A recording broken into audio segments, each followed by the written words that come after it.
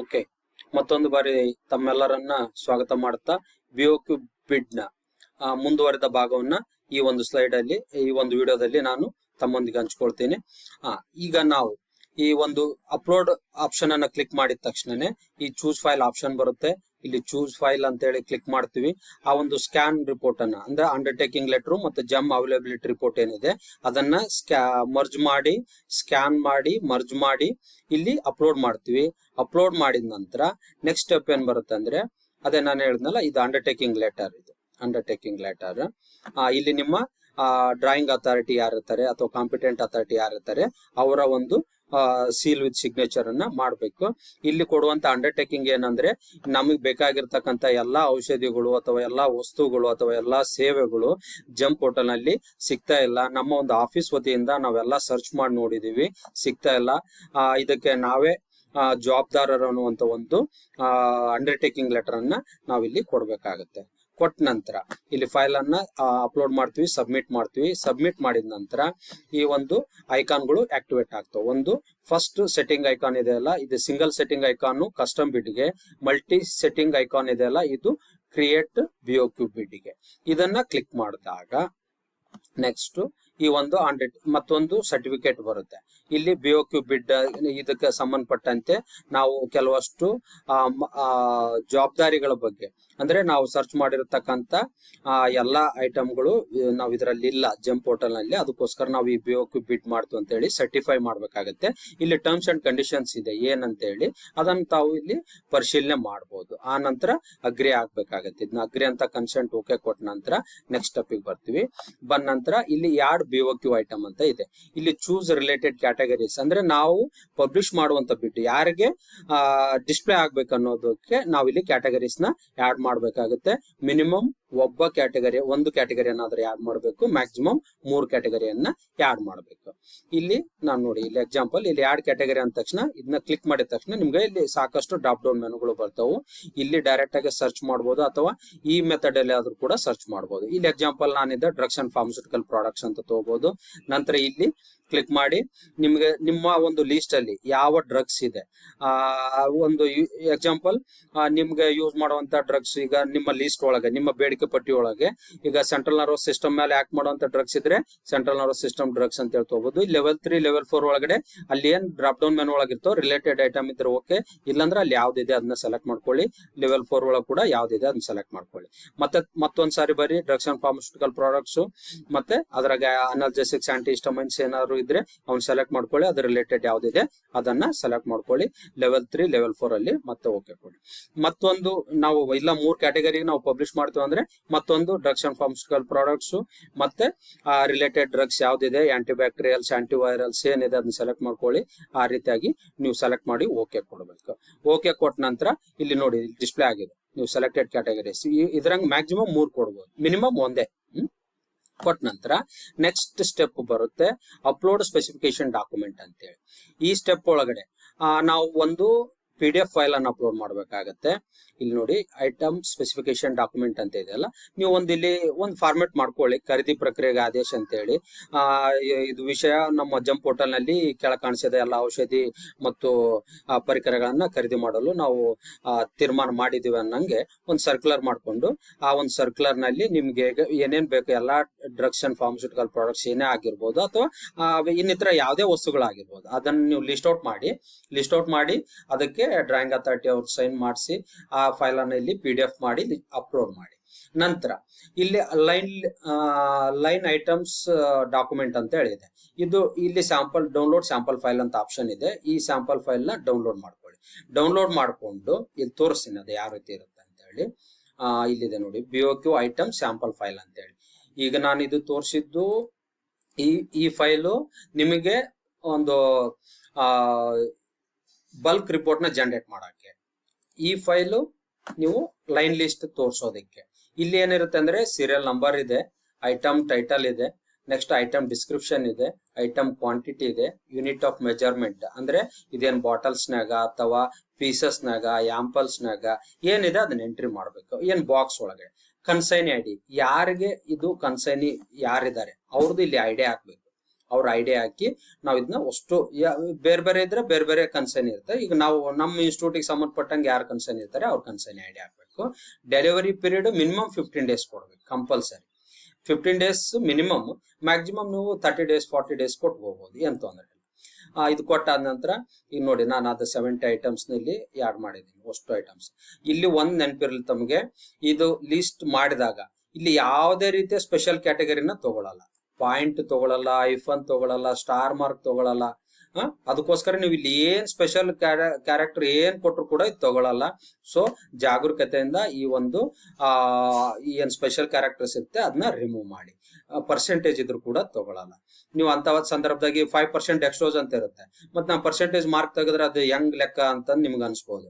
ಅಂತ ಟೈಮ್ನಾಗ ಏನ್ ಮಾಡ್ಬೇಕು, ಪರ್ಸೆಂಟೇಜ್ ಇದ್ದಲ್ಲೇ ನೀವು ವರ್ಡ್ಸ್ ಒಳಗೆ ಪರ್ಸೆಂಟೇಜ್ ಅಂತೇಳಿ ಹಾಕೊಳ್ಳಿ. ಆ ರೀತಿಯಾಗಿ ನೀವು ಚೇಂಜಸ್ ಮಾಡ್ಕೊಳ್ಳಿ. ಆಮೇಲೆ ಐಟಮ್ ಡಿಸ್ಕ್ರಿಪ್ಷನ್, ನೀವು ಇದು ಐ ಫ್ಲೂಯಿಡ್ ಇದೆ, ಇದನ್ನ ಐ ಫ್ಲೂಯಿಡ್ ಅಂತ ಮಾಡ್ಬೋದು, ಅಥವಾ ಡ್ರಗ್ಸ್ ಅಂಡ್ ಕನ್ಸ್ಯೂಮಬಲ್ಸ್ ಅಂತ ಸಿಂಪ್ಲರ್ ಆಗಿ ನೀವು ಇದನ್ನ ಡ್ರಗ್ಸ್ ಅಂಡ್ ಕನ್ಸ್ಯೂಮಬಲ್ಸ್ ಅಂತ ಕೊಡ್ಬೋದು. ಆಮೇಲೆ ನಿಮಗೆ ಬೇಕಾಗಿರ್ತಕ್ಕಂಥ ಕ್ವಾಂಟಿಟಿ ಏನಿದೆ ಅಲ್ಲ ಅದನ್ನ ಸರಿಯಾಗಿ ನೀವು ಒಂದು ಸ್ಪೆಸಿಫಿಕೇಶನ್ ಡಾಕ್ಯುಮೆಂಟ್ ಅಪ್ಲೋಡ್ ಮಾಡ್ತಿರಲ್ಲ, ಆ ಡಾಕ್ಯುಮೆಂಟ್ಗೂ ಈ ಕ್ವಾಂಟಿಟಿಗೂ ಮ್ಯಾಚ್ ಆಗಂಗಿರ್ಬೇಕು. ಅಲ್ಲಿ 1x10x10 ಅಂತ ಸ್ಪೆಸಿಫಿಕೇಶನ್ ಕೊಟ್ಟು ಇಲ್ಲಿ ನೀವು ಬರೇ 1 ಬಾಕ್ಸ್ ಅಂತ ಅಂದ್ರೆ ಅದು ಒಂದಕ್ಕೊಂದು ಟ್ಯಾಲಿ ಆಗಲ್ಲ. ಸೊ ನೀವು ಕೊಡೋ ಸಂದರ್ಭದಾಗ ನೀವು ಸರಿಯಾಗಿ ಎರಡು ಕಡೆ ಸ್ಪೆಸಿಫಿಕೇಶನ್ ಸೇಮ್ ಇರಬೇಕು. ನನ್ನ ಒಂದು ಸಲಹೆಯನ್ನು ಕೇಳಿದ್ರೆ 1x1 ಕೊಡಿ ಅಂತ ಹೇಳ್ತೀನಿ. ಅದು U1 ಟ್ಯಾಬ್ಲೆಟ್ ಆಗಿರ್ಲಿ, ಫ್ಯೂಚರ್ ಮಟೀರಿಯಲ್ ಆಗಿರ್ಲಿ, ಯಾವ್ದಾರ ಆಗಿರ್ಲಿ, 1x1 ಕೊಟ್ರೆ ಸೆಲ್ಲರ್ಗೂ ಪ್ರಾಬ್ಲಮ್ ಇರಲ್ಲ, ನಿಮ್ಗೂ ಪ್ರಾಬ್ಲಮ್ ಇರಲ್ಲ. ಇಲ್ಲಾಂದ್ರೆ ಸೆಲ್ಲರ್ ನೀವು 1x10x10 ಗೆ ನೀವು ಕೇಳಿರ್ತಾರ, ಸೆಲ್ಲರ್ 1x1 ಗೆ ರೇಟ್ ಹಾಕಿದ್ರೆ ಅವ್ರಿಗೆ L1 ಆಗ್ಬಿಡುತ್ತೆ. ಆನಂತರ ಅವ್ರಿಗೆ ಪೂರೈಕೆ ಮಾಡುವಂತ ಸಂದರ್ಭದಾಗ ಅವ್ರಿಗೆ ನಿಮ್ಗೆ ತೊಂದರೆ ಆಗುವಂತ ಸಾಧ್ಯತೆ ಇರುತ್ತೆ.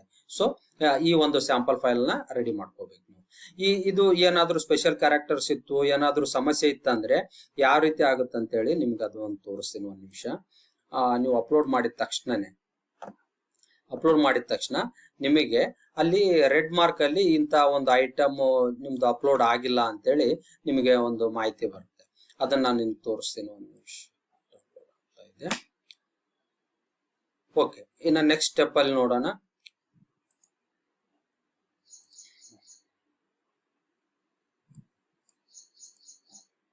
ಇಲ್ಲಿ ಅಪ್ಲೋಡ್ ಮಾಡ್ತೀರಾ.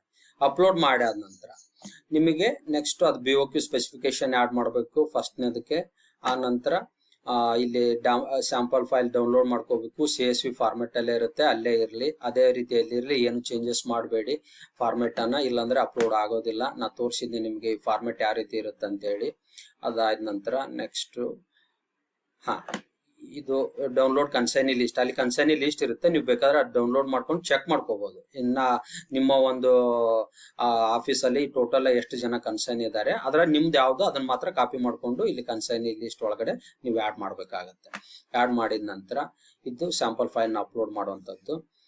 ಇಲ್ಲಿ ಇದು ಅಪ್ಲೋಡ್ ಆಯ್ತು. ಲಾಸ್ಟ್ ಇದಕ್ಕೆ ಯಾಡ್ ಐಟಮ್ ಅಂತೇಳಿ ಕರಿಬೇಕು. ಈ ಯಾಡ್ ಐಟಮ್ ಮಾಡಿದ ತಕ್ಷಣನೇ ನಿಮಗೆ ಇಲ್ಲಿಗೆ ಬರುತ್ತೆ ಪ್ರೊಸೀಡ್ ಟು ಚೆಕ್ಔಟ್, ಅಂದ್ರೆ ಕಾರ್ಟಿಗೆ ಬಂದು ನಿಮ್ಮ ಒಂದು ಐಟಮ್ BOQ ಅನ್ಬ್ರಾಂಡೆಡ್ BOQ ಐಟಮ್ ಏನಿದೆ ಇಲ್ಲಿ ಕಾರ್ಟಿಗೆ ಬಂದು ಬೀಳುತ್ತೆ. ಈ ಕಾರ್ಟಿಗೆ ಬಂದಿದೆ ಅಂದ್ರೆ ನಿಮ್ದು ಆ ಅಷ್ಟು ಸ್ಟೆಪ್ ಕ್ಲಿಯರ್ ಆದಂಗೆ. ಈ ಒನ್ಸ್ ಕಾರ್ಟಿಗೆ ಬಂತಂದ್ರೆ 10 days ಟೈಮ್ ಇರುತ್ತೆ. ಇಲ್ಲಿದೆ ನೋಡಿ 10 days ಲೆಫ್ಟ್ ಅಂತೇಳಿ.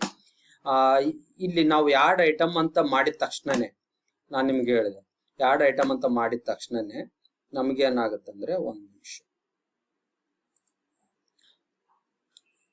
ಇಲ್ಲಿ ತೋರಿಸ್ತೀನಿ ನೋಡಿ.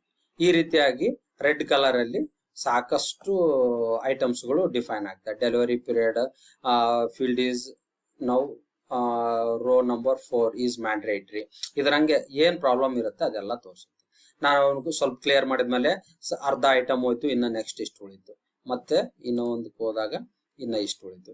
ಅಷ್ಟು ನೀವು ಅಲ್ಲಿ ಏನ್ ಪ್ರಾಬ್ಲಮ್ ಇದೆ ಅದನ್ನ ಅಷ್ಟು ಕ್ಲಿಯರ್ ಮಾಡ್ಬೇಕು. ಮಾಡಿದಾಗ ಮಾತ್ರ ಯಾಡ್ ಐಟಮ್ ಮಾಡಿದ್ರೆ ಅದು ಕಾರ್ಟಿಗೆ ಬರುತ್ತೆ, ಇಲ್ಲಾಂದ್ರೆ ಕಾರ್ಟಿಗೆ ಬರಲ್ಲ. ಇಲ್ಲಿ ಕಾರ್ಟಿಗೆ ಬಂದ ತಕ್ಷಣ ನೀವು ಪ್ರೊಸೀಡ್ ಟು ಚೆಕ್ಔಟ್ ನ ಕ್ಲಿಕ್ ಮಾಡ್ಕೊಂತೀರಿ.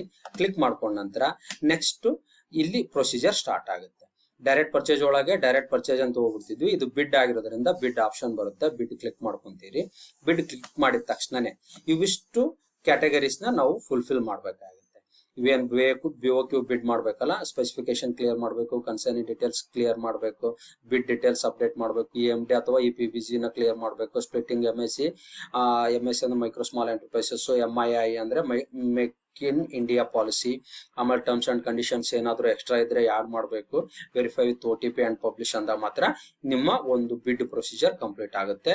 ನೀವು ಮಾಡಿರ್ತಕ್ಕಂಥ ಐಟಮ್ ಇಲ್ಲಿ ಸೇವ್ ಆಲ್ BOQ ಐಟಮ್ಸ್ ಅಂದ್ರೆ ಇದನ್ನ ಓಪನ್ ಮಾಡ್ಬೇಕು. ಫಸ್ಟ್ ವ್ಯೂ ಅಂತ ಇದೆಲ್ಲ ಕ್ಲಿಕ್ ಮಾಡ್ಕೋಬೇಕು, ಓಪನ್ ಮಾಡಬೇಕು. ಎಲ್ಲ ಸರಿಯಾಗಿದೆನಾ, ನೀವು ಹಾಕಿರ್ತಕ್ಕಂಥ BOQ ಸ್ಪೆಸಿಫಿಕೇಶನ್ ಲೆಟರ್ ಕರೆಕ್ಟ್ ಇದೆನಾ, ನೀವು ಲೈನ್ ಲಿಸ್ಟ್ ಮಾಡಿರೋದು ಕರೆಕ್ಟ್ ಇದೆನಾ ಚೆಕ್ ಮಾಡ್ಕೊಳ್ಳಿ. ಚೆಕ್ ಮಾಡ್ಕೊಂಡು ಸೇವ್ ಆಲ್ BOQ ಐಟಮ್ಸ್ ಅಂತ ಸಿಂಗಲ್ ಒಂದೇ ಸಾರಿಗೆ ಅಷ್ಟು ಐಟಮ್ ನ ಸೇವ್ ಮಾಡಿಬಿಡಿ. ಇಲ್ಲ ನೀವು ಒಂದ್ ಐಟಮ್ ನ ಸಿಂಗಲ್ ಆಗಿ ಕ್ಲಿಕ್ ಮಾಡಿ ಸೇವ್ ಮಾಡಿದ್ರಪ್ಪ ಅಂದ್ರೆ 100 ಐಟಮ್ ಇರ್ಲಿ 200 ಐಟಮ್ ಇರ್ಲಿ ಒಂದೊಂದೇ ಅಪ್ಡೇಟ್ ಮಾಡ್ಕೊಂತ ಹೋಗ್ಬೇಕಾಗತ್ತೆ. ಸೊ ನೀವು ಒಂದ್ ಐಟಮ್ ಓಪನ್ ಮಾಡ್ಕೋಬೇಕು, ಚೆಕ್ ಮಾಡ್ಕೋಬೇಕು, ಒಂದೇ ಸರಿಗೆ ಸೇವ್ ಆಲ್ BOQ ಐಟಮ್ಸ್ ಅಂತ ಹೇಳ್ಬಿಡ್ಬೇಕು. ಅನಂತರ ನೆಕ್ಸ್ಟ್ ಸ್ಟೆಪ್ ಇದು ಬರುತ್ತೆ, ಕಂಟಿನ್ಯೂ ಅಂತ ಕೇಳುತ್ತೆ, ಕಂಟಿನ್ಯೂ ಅನ್ಬೇಕು. ಕಂಟಿನ್ಯೂ ಅಂದ ತಕ್ಷಣ ಇದು ಸ್ಪೆಸಿಫಿಕೇಶನ್ ಗ್ರೀನ್ ಆಗುತ್ತೆ. ನೆಕ್ಸ್ಟ್ ಮೆಥಡ್ ಅಲ್ಲಿ ಇದು ಕನ್ಸೈನಿ ಡೀಟೇಲ್ಸ್ ಬರುತ್ತೆ. ಕನ್ಸೈನಿ ಡೀಟೇಲ್ಸ್ ನ ನೀವು ಓಕೆ ಕೊಡ್ಬೇಕು. ಅದೇ ರೀತಿಯಾಗಿ ಕನ್ಸೈನಿ ಅಡ್ರೆಸ್ ಸರಿ ಇದೆನಾ ಇಲ್ಲ ಅಂತೇಳಿ ಕಂಪಲ್ಸರಿ ಚೆಕ್ ಮಾಡ್ರಿ. ಯಾಕಂದ್ರೆ ನಾವು ರೀಸೆಂಟ್ ಆಗಿ ಒಂದ್ ಯಾವ್ದೋ ಇನ್ಸ್ಟಿಟ್ಯೂಟ್ ಮಾಡಿದಾಗ ಕನ್ಸೈನಿ ಅಡ್ರೆಸ್ ತಪ್ಪಾಗಿತ್ತು. ಆ ಕನ್ಸೈನಿ ಅಡ್ರೆಸ್ ತಪ್ಪಾಗಿದ್ರೆ ಬಯರ್ ನೀವು ಆಗಿದ್ರು ಕೂಡ ಕನ್ಸೈನಿ ಅಡ್ರೆಸ್ ಯಾವ್ದು ಇರುತ್ತೆ ಆ ಅಡ್ರೆಸ್ಗೆ ನಿಮ್ಮ ಐಟಮ್ಸ್ ಸಪ್ಲೈ ಆಗ್ಬಿಡುತ್ತೆ. ಸೊ ನೀವು ಕನ್ಸೈನಿ ಅಡ್ರೆಸ್ ನ ಚೆಕ್ ಮಾಡಿ ಅದನ್ನು ಕೂಡ ಸೇವ್ ಆಲ್ ಅಂತ ಒಂದೇ ಸರಿಗೆ ಸೇವ್ ಆಲ್ ಕೊಟ್ಬಿಡಿ. ಕೊಟ್ಟಾಗ ಮಾತ್ರ ನಿಮ್ದು ಅಷ್ಟು ಐಟಮ್ ಕನ್ಸೈನಿ ಓಕೆ ಆಗುತ್ತೆ. ಅದಾದ ನಂತರ ನೆಕ್ಸ್ಟ್ ಸ್ಟೆಪ್ ಅಲ್ಲಿ ನೀವು ಇದಕ್ಕೆ ಬರ್ತೀರಿ, ಯಾವುದು ಕನ್ಸೈನಿ ಡೀಟೇಲ್. ಇಲ್ಲಿ ನಾ ಹೇಳಿದ್ನಲ್ಲ ಸೇವ್ ಆಲ್ ಕನ್ಸೈನಿ ಅಂತ, ಇಲ್ಲಿ ಓಪನ್ ಮಾಡ್ಕೋಬೇಕು, ಚೆಕ್ ಮಾಡ್ಕೋರಿ, ಎಲ್ಲ ಸರಿ ಇದೆ ಅಂದ್ರೆ ಸೇವ್ ಆಲ್ ಐಟಮ್ಸ್ ಅಂತ ಹೇಳ್ಬಿಡಿ. ಅದಾದ ನಂತರ ನೆಕ್ಸ್ಟ್ ಸ್ಟೆಪ್ ನಾವು ಇದು ಓಕೆ ಆಯ್ತು. ಓಕೆ ಆದ ನಂತರ ನೆಕ್ಸ್ಟ್ ಸ್ಟೆಪ್ ಇದು ಕಂಟಿನ್ಯೂ ಅನ್ಬೇಕು. ಇಲ್ಲಿ ಇದು ಕಂಟಿನ್ಯೂ ಅನ್ಬೇಕು. ಕಂಟಿನ್ಯೂ ಅನ್ನ ನಂತರ ಕನ್ಸೈನಿ ಡೀಟೇಲ್ಸ್ ಯಾವ ಬೀನ್ ಅಪ್ಡೇಟೆಡ್ ಸಕ್ಸಸ್ಫುಲಿ ಅಂತ ಬರುತ್ತೆ, ಇಲ್ಲಿ ಬಂದಿದೆ. ಅದು ಬಂದ ನಂತರ ನೆಕ್ಸ್ಟ್ ಬಿಡ್ ಡೀಟೇಲ್ಸ್ ಅಂತ ಇದೆ. ಇದು ಬಹಳ ಇಂಪಾರ್ಟೆಂಟ್ ಸ್ಟೆಪ್. ನಿಮ್ಗೆ ಏನು ಒಂದು ಕಂಡೀಷನ್ಸ್ ಇರ್ತಾವ ಎಲ್ಲ ಈ ಒಂದು ಸ್ಟೆಪ್ ಅಲ್ಲೇ ನಾವು ಅಪ್ಡೇಟ್ ಮಾಡ್ತೀವಿ. ಇಲ್ಲಿ ನೋಡಿ ಸ್ಪೆಸಿಫಿಕೇಶನ್ ಗ್ರೀನ್ ಬಂದಿದೆ, ನಂತರ ಕನ್ಸೈನಿ ಡೀಟೇಲ್ಸ್ ಕೂಡ ಗ್ರೀನ್ ಆಗಿದೆ. ನೆಕ್ಸ್ಟ್ ಬಿಡ್ ಡೀಟೇಲ್ಸ್ ಗ್ರೀನ್ ಆಗಬೇಕು. ಅದರಂಗ ಪ್ರತಿಯೊಂದು ಐಟಮ್ಸ್ ಇಲ್ಲಿ ಗ್ರೀನ್ ಆಗಬೇಕು. ಇಲ್ಲಿ ಮಿನಿಮಮ್ 15 ಡೇಸ್ ಕೊಡ್ಲೇಬೇಕು. BOQ ಬಿಡ್ ಒಳಗಡೆ, ಕಸ್ಟಮ್ ಬಿಡ್ ಒಳಗಡೆ ಬೇಕಾದ್ರೆ ನೀವು 10 ಡೇಸ್ ಕೊಡ್ಬೋದು, ಕ್ಯಾಟಲಾಗ್ ಬೇಸ್ಡ್ ಬಿಡ್ ಒಳಗೆ 10 ಡೇಸ್ ಕೊಡ್ಬೋದು. ಬಟ್ ಇಲ್ಲಿ BOQ ಬೇಸ್ಡ್ ಬಿಡ್ಡಿಂಗ್ ಒಳಗೆ ಬಿಡ್ಡರ್ ಗೆ ಪಾರ್ಟಿಸಿಪೇಟ್ ಮಾಡಕ್ಕೆ ಮಿನಿಮಮ್ 15 ಡೇಸ್ ಕೊಡ್ಲೇಬೇಕು. ಈ 15 ಡೇಸ್ ಸೆಲೆಕ್ಟ್ ಮಾಡಿ ಬಿಡ್ ಎಂಡ್ ಡೇಟ್ ಅಂತ ಇಲ್ಲಿ ಡಿಸ್ಪ್ಲೇ ಆಗುತ್ತೆ, ಆಟೋ ಫೆಚ್ ಆಗುತ್ತೆ ಡೀಟೇಲ್ಸ್. ನೆಕ್ಸ್ಟ್ ಬಿಡ್ ಓಪನಿಂಗ್ ಟೈಮ್ ಕೂಡ ಬರುತ್ತೆ. ಈಗ ಇಲ್ಲಿ ನೀವು ಇವತ್ತು 1ನೇ ತಾರೀಕು ಸಾಯಂಕಾಲ ಈಗ 6:15 ಮಾಡಿದಿರಿ ಅಂದ್ರೆ ನೆಕ್ಸ್ಟ್ 15ನೇ ತಾರೀಕುವರೆಗೂ ಬಿಡ್ಡರ್ಸ್ಗೆ ಆಡ್ ಮಾಡಕ್ ಅವರು ಪಾರ್ಟಿಸಿಪೇಟ್ ಮಾಡಕ್ ಅವಕಾಶ ಬರುತ್ತೆ. 6:15 ನೀವು ಇಲ್ಲಿ ಓಪನ್ ಇದು ಬಿಡ್ ಎಂಡ್ ಡೇಟ್ ಇದ್ರೆ 7 ಗಂಟೆಗೆ ಬಿಡ್ ಓಪನಿಂಗ್ ಡೇಟ್ ಇರುತ್ತೆ, ಅಂದ್ರೆ ½ an hour ಡಿಫರೆನ್ಸ್ ಇರುತ್ತೆ. ಆಮೇಲೆ ಬಿಡ್ ಆಫರ್ ವ್ಯಾಲಿಡಿಟಿ ಮಿನಿಮಮ್ 60 ಡೇಸ್ ಅಥವಾ 90 ಡೇಸ್ ಆದ್ರೂ ಕೊಡಿ. ಯಾಕಪ್ಪ ಅಂದ್ರೆ ನೀವು 30 ಡೇಸ್ ಕೊಟ್ರಪ್ಪ ಅಂದ್ರೆ 30 ಡೇಸ್ ಒಳಗಡೆ ನೀವು ಅವ್ರಿಗೆ ಬಿಡ್ಡರ್ಗೆ ಆರ್ಡರ್ ಕೊಡ್ಲಿಲ್ಲಪ್ಪ ಅಂದ್ರೆ, ನೀವು ಡಿಲೇ ಮಾಡಿದ್ರಿ, ಒಂದು ಟೆಕ್ನಿಕಲ್ ಇವ್ಯಾಲ್ಯೂಯೇಷನ್ ಮೆಥಡ್ ಮಾಡೋದನ್ನ ಡಿಲೇ ಮಾಡಿದ್ರಿ ಅಥವಾ ಫೈನಾನ್ಸ್ ಬಿಡ್ ಓಪನ್ ಮಾಡೋದನ್ನ ಡಿಲೇ ಮಾಡಿದ್ರಪ್ಪ ಅಂದ್ರೆ ಬಿಡ್ ಆಫರ್ ವ್ಯಾಲಿಡಿಟಿ ಏನಾದ್ರು ಕ್ರಾಸ್ ಆತಂದ್ರೆ ಮತ್ತೆ ನೀವು ರಿಕ್ವೆಸ್ಟ್ ಕಳಿಸ್ಬೇಕಾಗತ್ತೆ. ಬಿಡ್ ಆಫರ್ ವ್ಯಾಲಿಡಿಟಿ ಎಕ್ಸ್ಟೆನ್ಷನ್ ನ ಎಲ್ಲಾ ಬಿಡ್ಡರ್ಸ್ ಕಳಿಸ್ಬೇಕು. ಅವ್ರು ಅಪ್ರೂವ್ ಮಾಡಿದಾಗ ಮಾತ್ರ ನಿಮ್ದು ನೀವು ನೆಕ್ಸ್ಟ್ ಪ್ರೊಸೀಜರ್ ನ ಫಾಲೋ ಆಗಕ್ಕಾಗತ್ತೆ. ಅದಕ್ಕೋಸ್ಕರ ಬಿಡ್ ಆಫರ್ ವ್ಯಾಲಿಡಿಟಿ ಮಿನಿಮಮ್ ಒಂದು 60 ಡೇಸ್ ಅಥವಾ 90 ಡೇಸ್ ಕೊಡಿ. ಅಕಸ್ಮಾತ್ ನಿಮ್ದು ಏನಾರ ಸ್ಪ್ಲಿಟ್ಟಿಂಗ್ ಇತ್ತು, ಆರ್ಡರ್ ನ ನೀವು ಸ್ಟ್ಯಾಗರ್ ಡೆಲಿವರಿ ತಗೊಳ್ಳೋದಿತ್ತಪ್ಪ ಅಂದ್ರೆ ಎಷ್ಟು ದಿನವರೆಗೂ ಇರುತ್ತೆ ಅಷ್ಟು ದಿನವರೆಗೂ ಬಿಡ್ ಆಫರ್ ವ್ಯಾಲಿಡಿಟಿನ ಕೊಡಿ. ಮ್ಯಾಕ್ಸಿಮಮ್ 180 ಡೇಸ್ ವರ್ಗು ಇಲ್ಲಿ ಕೊಡ್ಲಿಕ್ಕೆ ಅವಕಾಶ ಇರುತ್ತೆ, ಅದನ್ನ ಕೊಡಿ. ನೆಕ್ಸ್ಟ್ ಟೈಪ್ ಆಫ್ ಬಿಡ್ ಸಿಂಗಲ್ ಪಾಕೆಟ್ 2 ಪಾಕೆಟ್ ಅಂತ ಇದೆ. ಸಿಂಗಲ್ ಪಾಕೆಟ್ ಬಿಡ್ ಅಂದ್ರೆ ನಿಮ್ದು ಟೆಕ್ನಿಕಲ್ ಇವ್ಯಾಲ್ಯೂಯೇಷನ್ ಮತ್ತು ಫೈನಾನ್ಷಿಯಲ್ ಬಿಡ್ ಎರಡು ಒಟ್ಟಿಗೆ ಓಪನ್ ಆಗ್ತಾವೆ. ಟೆಕ್ನಿಕಲ್ ಬಿಡ್ ಮತ್ತು ಫೈನಾನ್ಷಿಯಲ್ ಬಿಡ್ ಎರಡು ಒಟ್ಟಿಗೆ ಓಪನ್ ಆಗ್ತಾವು. 2 ಪ್ಯಾಕೆಟ್ ಬಿಡ್ ಅಲ್ಲಿ ಫಸ್ಟ್ ಟೆಕ್ನಿಕಲ್ ಇವ್ಯಾಲ್ಯೂಯೇಷನ್ ಟೆಕ್ನಿಕಲ್ ಬಿಡ್ ಓಪನ್ ಮಾಡ್ತೀವಿ. ಟೆಕ್ನಿಕಲ್ ಇವ್ಯಾಲ್ಯೂಯೇಷನ್ ಆದ್ಮೇಲೆ ಯಾರು ಎಲಿಜಿಬಲ್ ಇರ್ತಾರೆ ಅವ್ರು ಮಾತ್ರ ಫೈನಾನ್ಸ್ ಬಿಡ್ ಗೆ ಹೋಗ್ತಾರೆ. ಅವಾಗ ನಾವು ಸೆಕೆಂಡ್ ಸ್ಟೆಪ್ ಅಲ್ಲಿ ಫೈನಾನ್ಸ್ ಬಿಡ್ ಓಪನ್ ಮಾಡೋಕ್ಕಾಗುತ್ತೆ. ಇದು 2 ಪ್ಯಾಕೆಟ್ ಬಿಡ್ ಸಿಸ್ಟಮ್. ಇದು ನೆಕ್ಸ್ಟ್ ಉಳಿದಂತ ಭಾಗವನ್ನ ನಾನು ನೆಕ್ಸ್ಟ್ ವಿಡಿಯೋದಲ್ಲಿ ಎಕ್ಸ್ಪ್ಲೇನ್ ಮಾಡ್ತೀನಿ. ದಯವಿಟ್ಟು ನೆಕ್ಸ್ಟ್ ವಿಡಿಯೋ ಕೂಡ ತಾವು ನೋಡ್ರಿ ಅಂತ ಹೇಳ್ತಾ ಈ ಒಂದು ವಿಡಿಯೋನ ಇಲ್ಲಿ ಮುಗಿಸ್ತಾ ಇದ್ದೀನಿ. ನಮಸ್ಕಾರ.